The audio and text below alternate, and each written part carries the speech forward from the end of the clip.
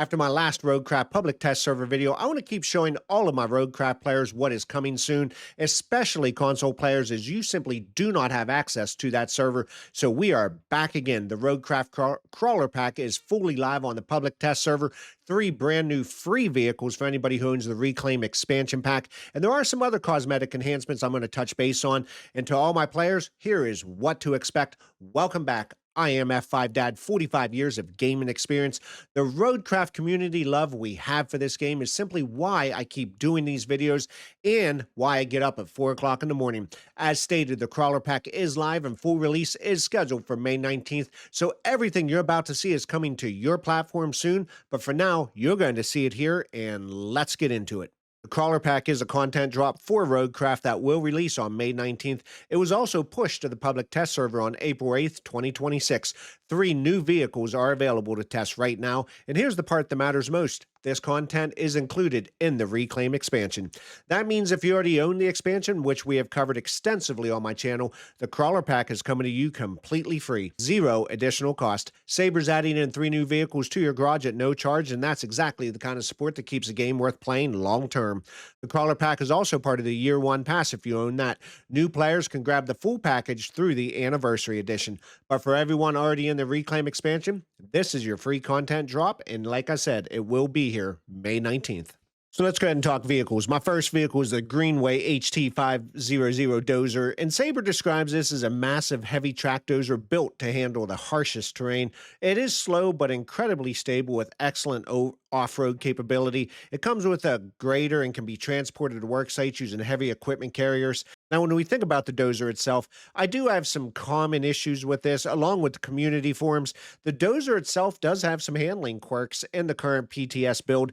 It has been flagged that driving from stop to start in low gear will cause the Dozer to tilt slightly, and the blade is going to create uneven patterns on the ground rather than self-leveling as a proper Dozer should, and typically what you see with all of the other Dozers in Roadcraft.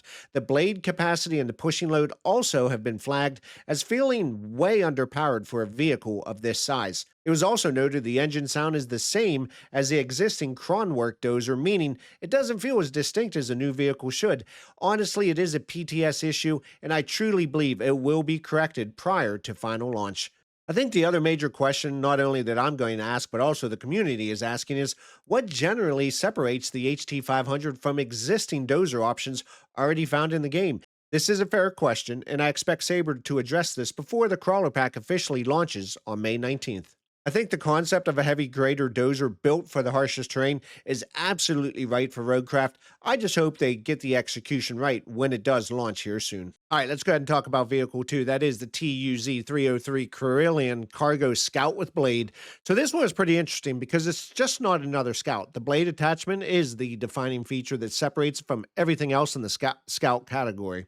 You can push light debris, clear small obstructions, flatten sand, and maintain your scouting role without swapping to heavier vehicles for every minor obstruction. For any player who's been playing the Reclaim expansion maps, think about how useful that combination would have been on Autumn Collapse and Summer Drought. So let me go ahead and give you some feedback on this guy. The Scout does handle pretty similar to any other Scout, but only at low speed. Now, as you decide to increase speed with this Scout, you will simply lose control. I am not over-exaggerating in the video of this thing flying back and forth. This is me simply trying to get it under control, especially if you're at high speed and trying to go around a turn. Good luck, as you are going to spin this guy completely out of control. So let's go ahead and move from the Cargo Scout with blade to vehicle number 3, and it is the Aramatsu Forester Neo mobile crane. And honestly, this is the one I find the most compelling of the 3 new additions. So the Forester Neo is a mobile crane built on the Aramatsu chassis, and the crane capability integrated into a vehicle with the Forester's off-road mobility creates something pretty useful across every single map in the game. Mobile crane operations in Roadcraft have always required positioning your heavier crane vehicles very carefully because of their size and limited mobility.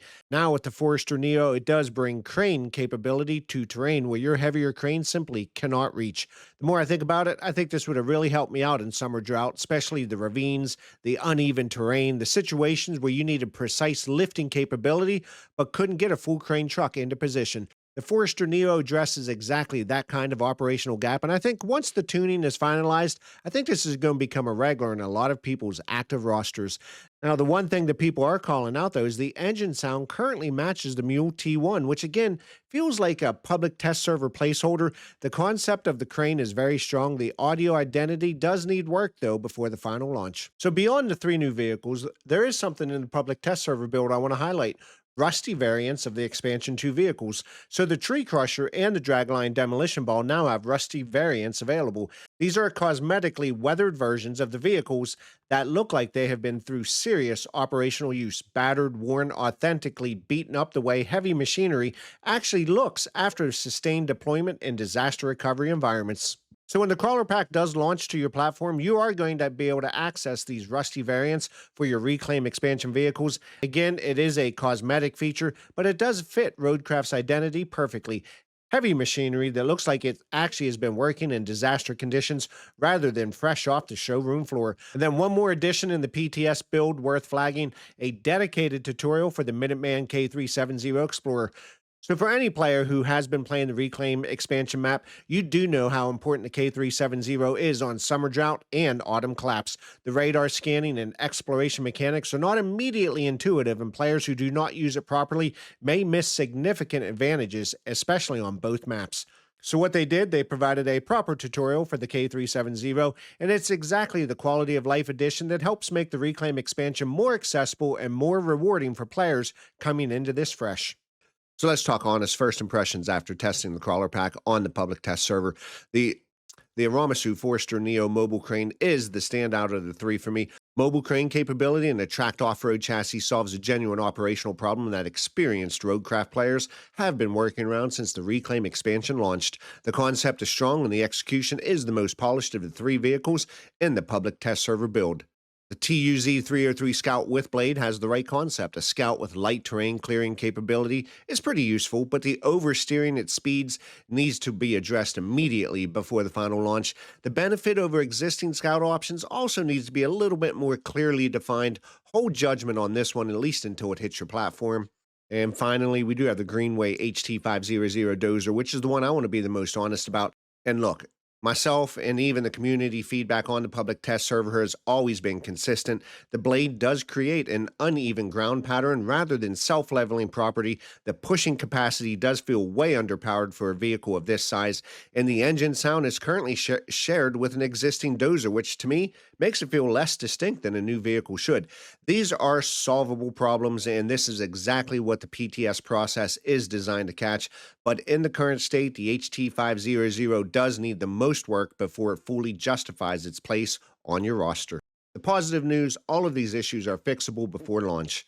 Saber has shown consistently with previous updates they do respond to community feedback, and I fully expect the crawler pack to be in better shape when it officially arrives on May 19th to your platform than what is currently being shown in the public test server.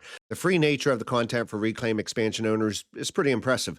3 new vehicles at no additional cost is exactly the kind of ongoing support that keeps Roadcraft worth returning to on both the PC and console. That is your first look at the Roadcraft Crawler Pack. 3 new free vehicles for Reclaim expansion owners currently found on the public test server. It will officially released on May 19th. To every Roadcraft player watching, this channel is here specifically to show you what is going to come before it arrives on your platform, especially around Roadcraft content. Drop a comment. Tell me which of the 3 vehicles you're most excited about. Is it the track Dozer, the Scout with the blade, or even the mobile crane? And if you did find this information useful, do me a favor, hit that subscribe button, ring the bell, and as always, guys, click F5, reset, reload. I am F5 Dad, and I'll see you on the next video.